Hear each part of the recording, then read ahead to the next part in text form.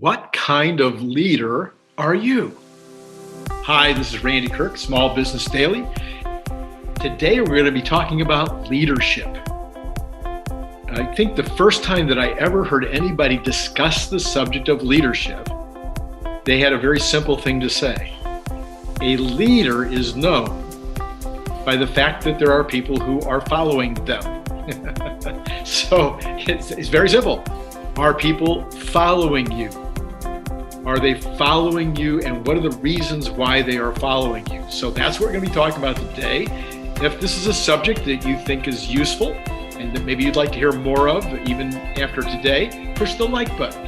And then please subscribe. That really helps the algorithm, and maybe hit the notify button. Okay.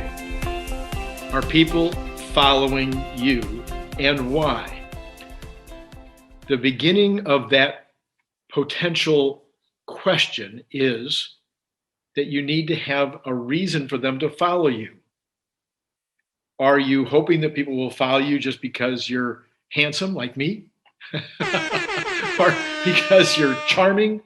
Or because you sweet talk them into following you? That can happen. There are people out there who are being followed right now because they're handsome or cute or pretty, or because they have a great voice, or because they're charming. Yes, there are people out there that get followers based on those kinds of things. But those are not the kind of followers I think that you want in your small business. Those are the kind of followers you want if you are a star or some kind of a persona. And sure, that makes it easier to start a small business, but let's get serious. You want people to follow you for something other than your charm. You want them to follow you, usually because they like your ideas, your passion, your mission, your vision, or your way of handling and treating the folks that work for you. So let's take those apart a little bit. Let's start with my favorite one, which is vision. Do you have a vision? An entrepreneur almost always has a vision.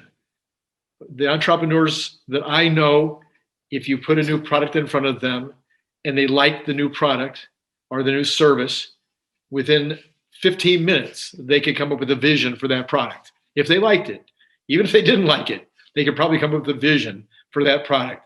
Where is it going to be sold? What channels? What should it cost? What would people be willing to pay for it? Who's going to sell it? What kind of a methodology would you use for packaging it or for presenting it, for creating a website about it? So the entrepreneur has a vision, is almost a built-in character trait that they who knows, it might be in their DNA, maybe it's from early childhood experience, wherever it is, it tends to be kind of built in.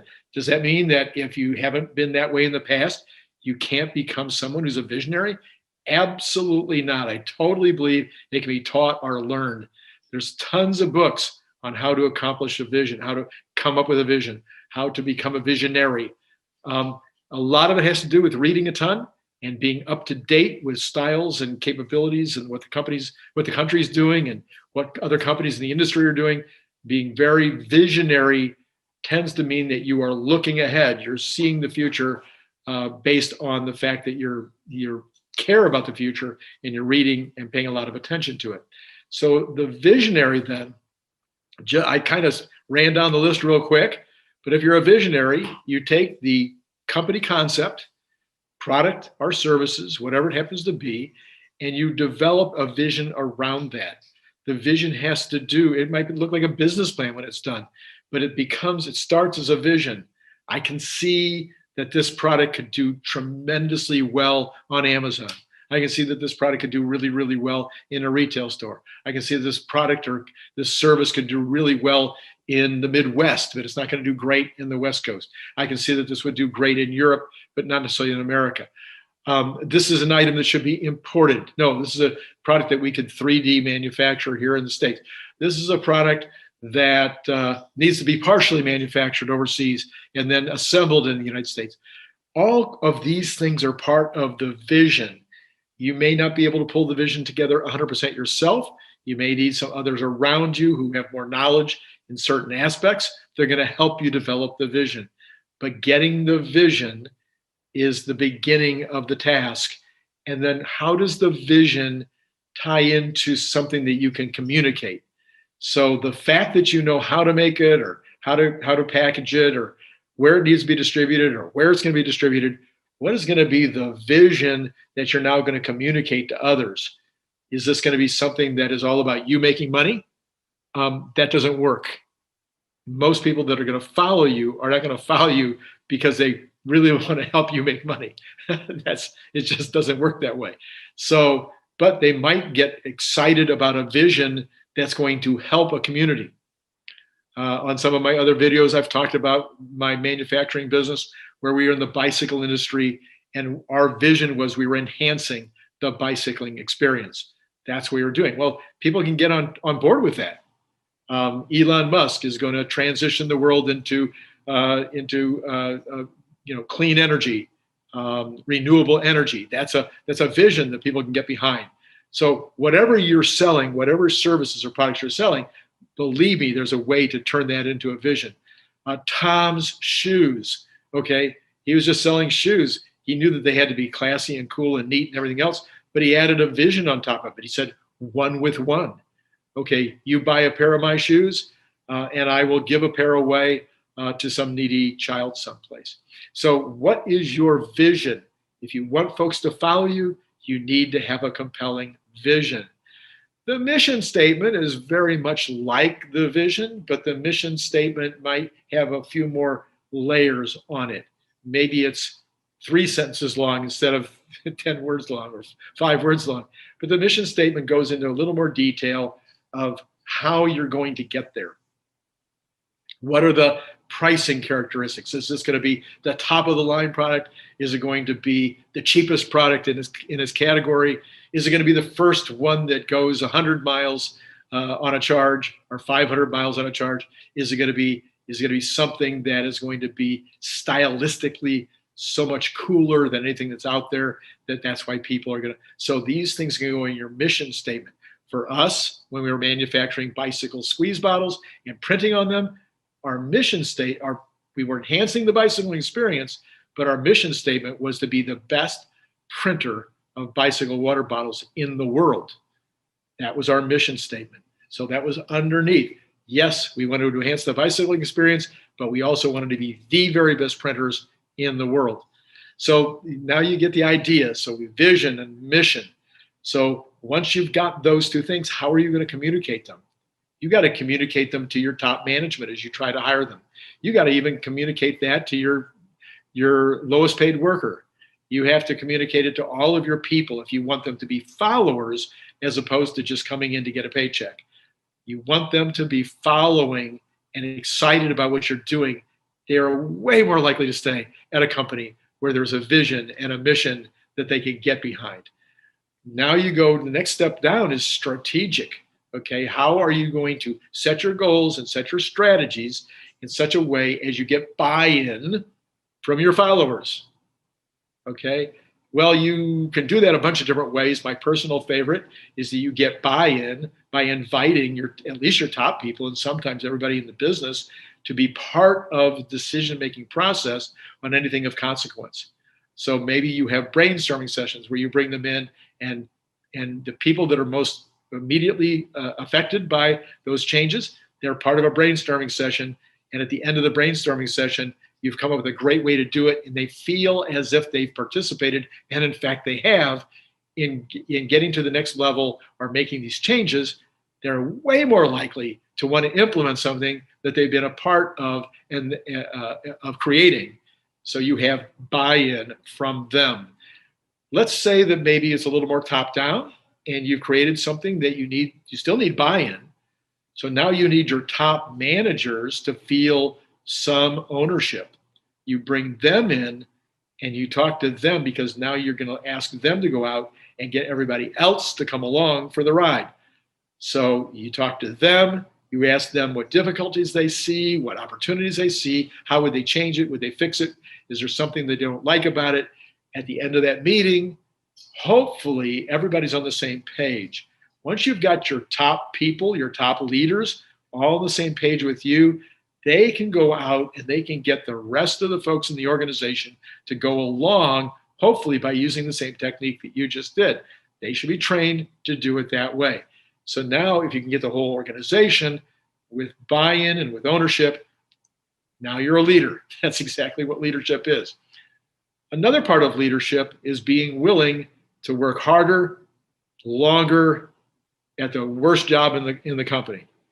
We happened to get a job one time from Kmart that involved doing a lot of packaging really fast and getting it out the door.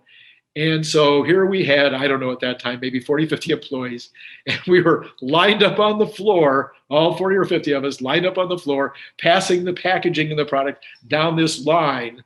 And everybody's putting the product in the package and sealing the package and then handing it off to somebody else who's putting it into a box and an inner pack and then taping the inner pack and then sending it on down to the shipping where they're putting on the shipping label. You get the point. But my partner and I, we were sitting right in the line, okay? And we're helping get this done. This is leadership. When the employees see that you're willing to get down on the ground and work with them in order to get this big job out, they're way more willing to do whatever they're called upon to do in the future. So this is a big piece of what it is that you are, when you want to be called leader, this is part of what leadership requires. A big one, a huge one that you want to try to do is to be a servant leader. If you really want folks to follow you, if you want to keep employees forever, have them see you as paying more attention and be more concerned about their well-being and caring about them and their families and their circumstances more than you care about your own. This is not easy to do, and there's bunches of books that have been written on servant leadership. And I highly recommend that you read some on servant leadership, because you are going to be loved as a leader if they see you in the servant position. Jesus Christ, set the stage for this concept of servant leadership, where you're making sure that everybody in the building, everybody in the organization understands that you're in it for everybody. You want this to succeed because you want everybody to succeed. You are talking to people. You're not ever talking down to people. You're always including them as we're part of the team. You're part of the team. We're all going to get there together. Boy, if we could just do this particular thing, it's going to help everybody in the company. We're all going to be benefited by having done this thing together. If we want to make the best printing in the world, I'm not going to be able to be the one to go out there and print every bottle. I've got to have buy-in and ownership of everybody in that printing department who understands that the mission is that we're going to make the best printed water bottles in the world, and that it's going to help them, because they're going to feel pride from having become acknowledged as the best printers in the world. Their jobs are going to be more secure as a result of us being the best printers in the world, et cetera, et cetera. So you can see the servant leadership, putting an arm around, making it a team, making everybody feel ownership and involvement in the success of the company is another part of leadership. A huge part of leadership is integrity. Now, in another video, we may have already talked about the fact that when you're hiring salespeople, the number one thing that you're looking for in salespeople is integrity. Not even their ability to sell or how charming or wonderful they are. No, how are they? Do they have a lot of integrity? That's what you're looking for. Well, guess what? Your employees, all the people in your team, they're all looking at you and wondering, does he have integrity? Does she have integrity? So you need to make sure that everything you communicate indicates that you have integrity. That means that you don't say one thing and do another. That means that you follow through on your promises. That means that their paycheck is ready on the day that it's supposed to be. My book, When Friday Isn't Payday, speaks to the whole subject of there's going to be times when you're not going to be able to take a paycheck because you made sure everybody else in the building got a paycheck. It means that your product is quality. You're not cutting corners. You're not cheating your clients and customers. So the more that you can indicate to the people that are around you that you have tremendous integrity, the more likely they are to want to follow you. And this is one more aspect of leadership. Finally, the last one I want to talk to you about is about being able to delegate well. Great leaders are great delegators. If you don't delegate, you can't grow. And so what does it take to delegate? Well, delegation is an art form, and it is a learned skill. And a lot of people believe that they can do the job a lot better than anybody else that they've hired, and they can do it faster. And so why should I delegate it if I can do it faster and better? But the truth is you can't grow unless you delegate. So the first thing I tell people is assume in your mind that everybody that you delegate something to is only going to do it 70% as well as you. Just make that assumption. Now, you should be okay with it. You've come to terms with it. It's 70% is good. Well, how can you then train these people up to become 100% as good? That's fine. You may now. I'm not talking about quality. It's not that they're going to have 70% of the quality. You don't want to turn out bad product, or bad services. But they're going to be 70% as good in terms of their overall performance as you would if you were doing it. Quite frankly, a lot of my employees were twice as good or 100 times better than I was at some tasks. But let's talk about the ones where you think you're really good. Assume that if you delegated 70% of the performance that you would have given it, once you have come to peace with that, it's a lot easier to delegate. The number two thing is you're going to want to train them well and make sure that you are watching them in their performance as the last step without any interruption, so that they feel as if they cannot have you bugging them about their performance. So the delegation part, people want higher skilled tasks. They want tasks that make them think. They want tasks that make them feel like they're performing more of a service for you, more for a service for the company. It makes them feel purposeful, and everybody wants to feel like they have a purpose in life. So the delegation that you do, the faster and the more stuff you delegate, makes you a better leader in their minds, because you're trusting them with these responsibilities and these tasks, and eventually not only with responsibilities, but also with the authority to be able to make decisions, to hire, to fire, to give raises, et cetera, et cetera. Giving away authority, of course, is harder than giving away just responsibility. It's another step that you'll face in the future. The better you are at this delegating task, the better you will be as a leader, but also the perception of those who you are leading will be that you're a great leader as well, somebody that they want to follow. So those are a few of the key aspects of leadership. I'm going to recommend one of my books right now. It's called The Elon Musk Method. There's a whole chapter on leadership. Elon Musk is one of the greatest leaders I've ever seen. Everything that we just discussed, he does, and we talk about it in more detail in The Elon Musk Method. Pick up a copy on Kindle, or you can do an audio version. The link will be below for you to get a copy of that book. So this is Randy Kirk on leadership. If you think you're a good leader, put it in the comments below. If you think you're a lousy leader, comment it below. Talk about anything you want to about leadership, or about things you'd like to hear more about in a future edition about leadership skills, or any of the things that we just talked about today. Love to hear your comments. I will try to answer every single one. This is Randy Kirk, Small Business Daily, and we'll see you tomorrow.